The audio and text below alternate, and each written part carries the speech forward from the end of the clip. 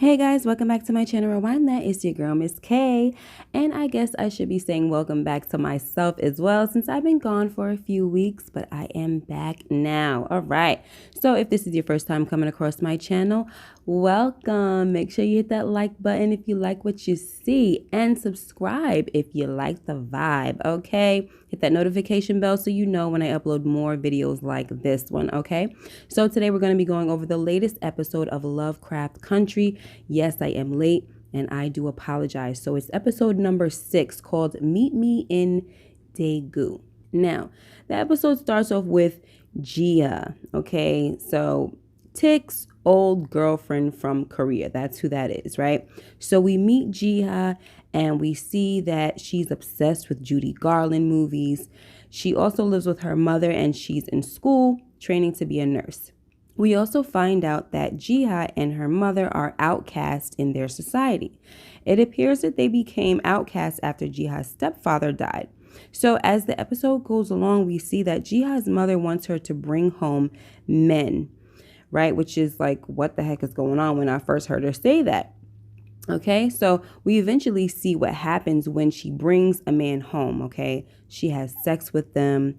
Then these furry looking tentacles come out of every hole in her body, right? And they attach themselves to the man and kills him. Okay, now we do later on find out that these furry tentacles are not actually tentacles, but they're foxtails. Okay, so right before the man dies, Jiha is able to see all his memories. Okay, we also find out that Jiha needs to do this to 10 more men so that she can become human again. As time goes on, the American soldiers come to Korea and they say they're there to fight for the freedom of the Koreans. Anyway, so one night, Gia sees an American soldier and he's making eyes at her, and we eventually see that she was able to take him home and kill him. Now, her mother is excited because Jiha just needs to kill one more man. All right, she needs one more soul and she will be made human again. We find out that Jiha's stepfather was raping her, and when her mother found out about it, she went to a shaman to get revenge on her husband. So the shaman summoned a spirit that took over Jiha's body so she could kill her stepfather. Hopefully I'm making sense, okay? All right, so the problem is that the spirit that was summoned never left Jiha's body, and the only way it will leave is if Jiha kills 100 men and takes their souls, okay? So that's 100 souls for Jiha to become human again. Only now that Jiha has killed the 99th man, she tells her mother that she doesn't want to turn back to being human. As far as Jiha's concerned, she's fine the way she is, especially since she doesn't have any memories of her being human. So now we get to the part where the American soldiers rally up Jiha and some other nurses because they find out that someone has been leaking information from the hospital to communist leaders. So the soldiers let the nurses know that they figured out that there's a communist spy on their particular shift. So as one of the soldiers go down the line questioning the women, he shoots the first nurse that he asked, right? He says to her, "Was it you?" She simply says no, and he shoots her in the head. All right. Then he calls Tik over and he shoots another nurse in the head. So when I say he, I'm saying Tik comes and shoots another nurse in the head. And as I was watching it, I was like, wow, this is really cold-blooded. You know, they were just killing innocent women with no qualms about it. Okay. Anyway, Tik points his gun at Jiha, and her best friend, Young Ja, she just quickly gets up and she gets in front. Well, she doesn't get up, but she jumps kind of in front of Jiha and says, "It's me, I'm the spy," right?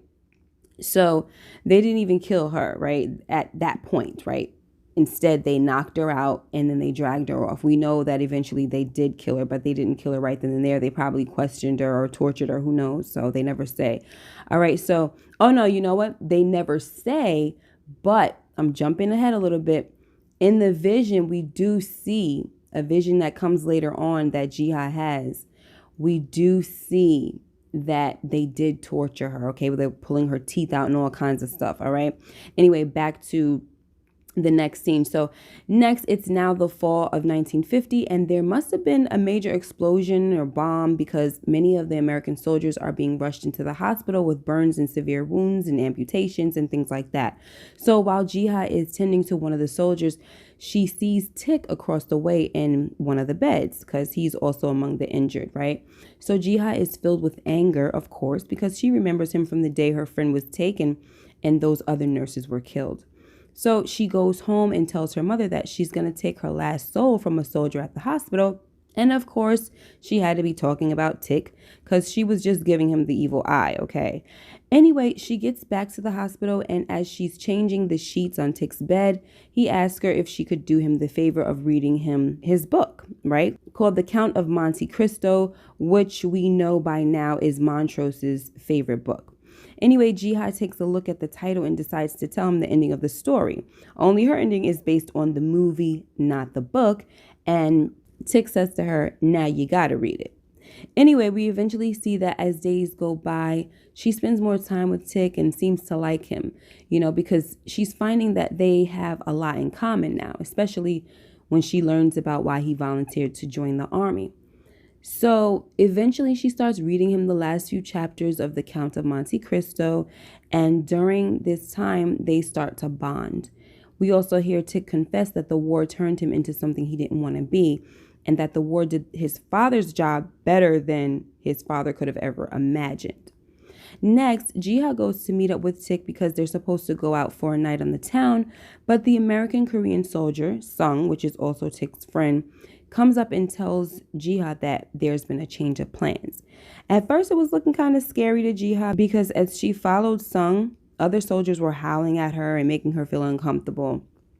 She even asked Sung if Tik thought that she was some kind of comfort woman, and Sung tells her that that's the only way a Korean woman can come on to the base, right? So basically, the only way a Korean woman can come onto the base is if she's going there to be somebody's comfort woman. In other words, she's going to have sex with one of the soldiers, right? So that didn't make Jiha feel any better, okay? Because she didn't know what to expect at that point. But when she gets inside this tent, Tik shows up in front of a movie screen and he surprises her with a movie date night, right? And of course, they're watching her favorite actress, Judy Garland. And Jiha definitely loves this. Anyway, they kiss during the end of the movie and Jiha starts rubbing her hand as if it hurts. There's something about that hand. I've noticed it throughout the episode. Every time somebody touches it, there's just something about it. Even when her best friend touched her hand before in the beginning of the episode, she was like rubbing it or something. So anyway, I don't know if it's some type of sensation or it kind of like awakens the tails in her and she got to control them. I don't know. Anyway, back to the points, right? So she's rubbing her hand and then she tells him that she's just a little cold. And then she says, but I know something that will warm me up. And so she takes Tik back to her home. But when they start getting ready to get it in, Tik stops her and tells her that he's a virgin. All right. He starts telling her that he's done horrible things that he'd like to forget. And when he's with her, he feels like he's able to do that. He also tells her that he's never felt this way about anyone before. So by him saying this, he pretty much is saving his own life, right? Without knowing it, because Gia already had that look on her face like she was going to go through with her initial plans to killing him and taking his soul. But she tells him to get out, right? And he leaves. So then her mother comes in there and she's obviously pissed because Jihad didn't go through with it. But Jihad tells her mother that she never felt anything for so long, but she thinks she might have feelings for Tik. Her mother is so pissed with her that she spits in her face, okay? So next, she goes to meet up with Tik, and he pretty much dismisses her and tells her that she needs to get out of there. So as he's walking away, she yells out that he killed her best friend. So Tik comes back to Jihad and says that her friend was a communist sympathizer and he was following orders. And, she's like, oh, is that what you tell yourself to make yourself feel better, And he says to her, if you knew this whole time, why didn't you say anything to me? And why did you make me care for you? And why did you go out with me? So Jihad says, because I was going to kill you, but I didn't because I never felt this way about anybody before either. Then she tells him that they've both done monstrous things, but they don't have to be monsters. And they can choose to be the people that they see in each other. So, she's crying and Tik's crying too, right? Then they kiss, and in the next scene, they finally get it in. So next, Jihad goes home and tells her mother that she loves Atticus. Her mother lets her know that she's still a kumiho, right? And that she will kill Atticus sooner or later, but Jiha says that she can control her tales.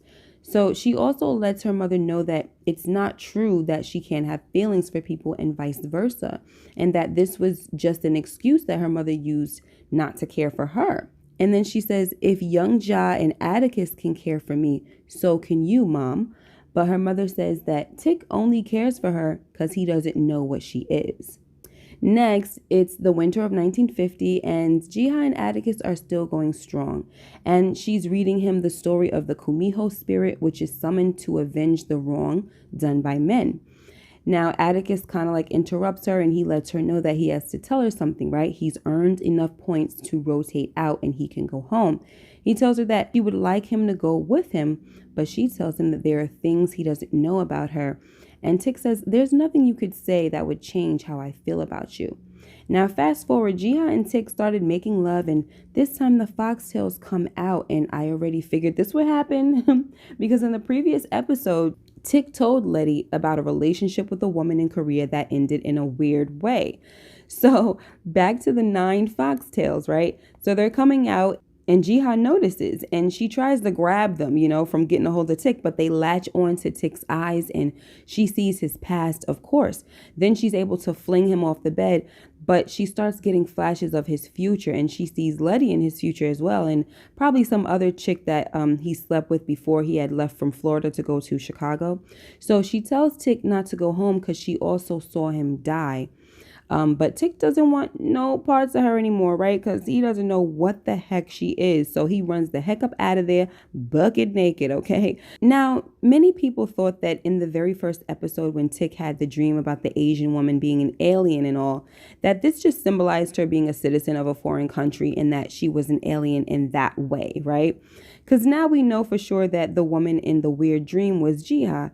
And now that we have a backstory, we know that him dreaming about her being an alien was not a form of symbolism, but it was the fact that she was actually a real kind of like alien type creature in human form, right? She's not human, but she's a kumiho.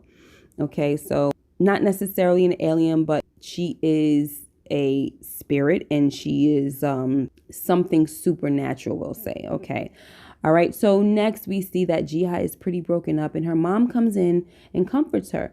Then on another day, they go to the shaman seeking answers. Jiha asks the shaman if Atticus will die, right? The shaman doesn't give a definitive answer. Instead, she says that Jiha will see many more deaths before her journey is done. She actually tells her that she will see countless deaths, okay? And that's how the episode ended. So for the past few episodes, for me, they've been pretty weird, right? And I'm not necessarily a fan of that really weird stuff. Like I could take a little weird, but when it gets like too weird, it's not really my thing, right? But in this episode, it was nice to get the backstory of Jiha. I wasn't sure if I wanted the backstory, but as the time went on, I was cool to see how their relationship had flourished and things like that, right? And so it's looking like for next week, we're going to focus more on Hippolyta, okay? And we'll see how that goes with her, all right? So now I'm also wondering, because we were able to see more of Jiha, will she show up more in later episodes? And will this create some type of friction with Letty and Tick's relationship? And I'm hoping not, but of course that would make for some good storytelling, right? Anyway, guys, that's all for today. Thanks so much for watching. Make sure you like, comment, and subscribe if you haven't already. Share the video as well. Hit that notification bell so you know when I upload more videos like this one. And I will catch you guys in the next video. Take care and be blessed. Bye-bye.